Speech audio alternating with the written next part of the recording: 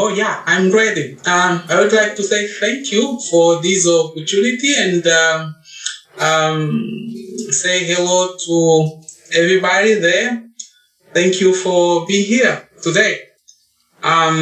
This piece that I'm going to read today, it's the last chapter of my last novel called Escárnio in Portuguese. This book already was published in Portugal in 2020. As I said, this is the last chapter. I hope that you must take attention in order to protect the kids there. If necessary, after my reading, please try to explain that this is fiction, not reality. We have to protect the kids. I get information that there is kids in the room. Thank you. I think most have gone. Okay.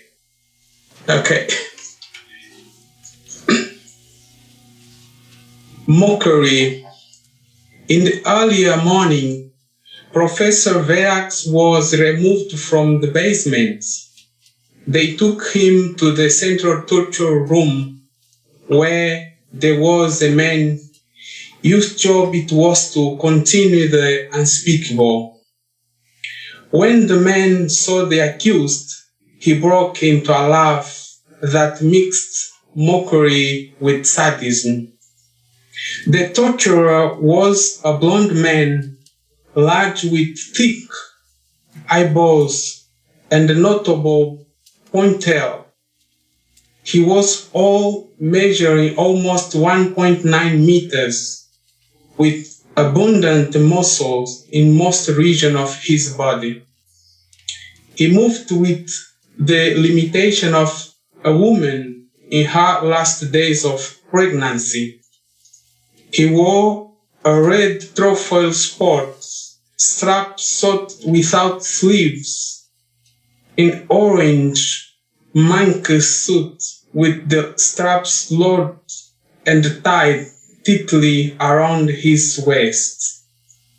The shoes were of brown leather with aluminium spikes, similar to soccer shoes. The aluminium extending to the tip of the shoe most certainly for a specific purpose. His hands were covered with green leather gloves. The torture room was enormous. It resembled a mid-sized sport pavilion of basketball, handball, hockey, or roller skating. It had a variety of instruments to cause pain and suffering. Beds for asphyxiation, weapons, rusted machetes, hammers of different sizes, needles, thin wires of cut as well as thicker ones for strangulation, table with vice grips beside a barrel of nausea-filled water, players, a gas flame, melted leads, and chains. Other tools could not be identified, but they were obviously there to cause a pain, distress, and a certain death. The lighting system varied a lot, going far beyond. The people responsible for transfer of Verax made signs to blond men as soon as they arrived in room. In the way the blond men responded, the accused realized that the executioner was deaf and mute. They communicated with a slang sign language of Matobo. The executioner took control of the accused, grabbing him by his legs with surprising agility, pushing him on top of the table with the vice leg cuffing him, forcing the left arm of the defendant behind his back and down to the ankle, and twisting his head until there were continuous screams begging for mercy. When the other agents were satisfied, the torture had really started. They signaled goodbye to the blonde man. At that moment, the accused asked, "Why have I been put in a female cell?" They replied, "Because Shimamanda said that we are all feminists." Furthermore, said the agent, "she is one of your causes." "So, what is the relevance of the matter at this moment?" said other agent. The thought came to Verax. These ignoramus understandings nothing of feminism, its philosophy or its practice. And he asked them, "When does my sentence start?" The agent looked at him, realizing that he knew nothing. They answered in unison, "The judgment is this one." And they left the room. The blonde man continued to torture Verax, first twisting his head and then grabbing his ankle. As the accused's agony grew, there were cracking sounds and the bones in the ankle broke. He was unable to move it. The more the victim begged for mercy, the more the torture made sounds of satisfaction.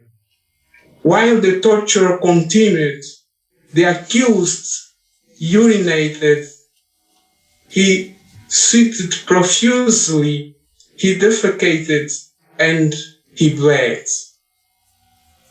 Then the blonde man picked up a pair of pliers and took his time removing the accused professor's feet and fingernails. Finally, the torturer picked up a Kalashnikov rifle and jammed the barrel up Verax's nose and then his ass. The torture continued. He removed all of Professor Verax's clothing, soaked him with water and hung him from a beam as if the professor wanted to shape up to build up his biceps and shoulder muscles. He tied a cord on a barrel with 10 kilos of sand and set it below Verax between his legs. The blonde man took hold of the professor's penis and the testicles and tied them to the wrist and sand barrel and then let them go. From this moment on, there were no more screams, just mourning from a profound agony. A few minutes later, the barrel had stretched the genital to his knees and the defendant finally lost consciousness. The torturer removed the unconscious professor from the beam and sat him on a chair to pursue other techniques. He poured water on him again, while preparing for the next round of so-called noble duties intended to guarantee the national order and the full development of Matogo. The door of the chamber suddenly opened. The torturer looked up to the sea unrecognizable silhouettes of 7 people. 5 walked in. They were from the University of Gods. The professor, the oppressed dean, the chief of department where Verax taught, a student that the professor saw in the supermarket, and the psychologist Hans, and the female student whose death and funeral had been celebrated. Her death had been attributed to Verax, and that is why he had to pay for his crimes. All were silent as they approached the defendant. All, with the exception of students from the supermarket, had straight face. They looked at the accused with a feeling of triumph, a sentiment of duty accomplished and confirmation of what was achieved. Yet, the student from the supermarket seemed to be fearful and overwhelming by a sense of guilt. If you could hear me at this hour, my dear professor, I don't agree with any of these. I always like you and you walk, he thought. The undaunted butcher, however, was like a dog watching TV. He didn't know what to say to the intruders. Someone pushed by the others at the front door. Verax's girlfriend came tumbling in handcuffed and with a burlap bag covering her face to the neck. The dean put his hand in his pocket, took out a small key and opened the handcuffs. With her hands free, the woman quickly removed the burlap bag that was suffocating her. Zonza, a zombie uncoordinated in the human world, closed her eyes for a moment, confused by all the lights. She squeezed her eyelids with her hands over her face. Testing her vision, she closed her eyelids again and opened them to see Verax nearby. She shouted, "My love," went to him and kissed him with anguish and anxious longing and tears. She quickly placed her ear against his chest to see if he was alive or dead. She placed her hand on his Adam apple, remembering that was not the right place. Then she saw the boyfriend open his mouth slowly. The right eye was badly bruised, but it tried to open.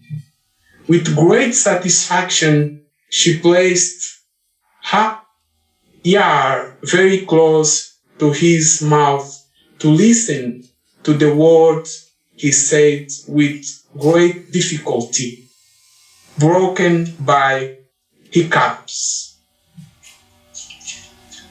I always knew the bad ones would win. If you ask why I fought, I will tell you that my fight was to find my peace, only my own interior peace, and to act ethically. It had nothing to do with victory. I never fought with any motive or against any external cohesion. I fought because I profoundly believe that I am right, and the values that I defended are right. They are the beauty that goes beyond time, culture, and geography. Although these kiss us may get a bit of commiseration from me, much more than I feel mockery. The professor was unable to continue. Thank you very much for your attention today. Thank you.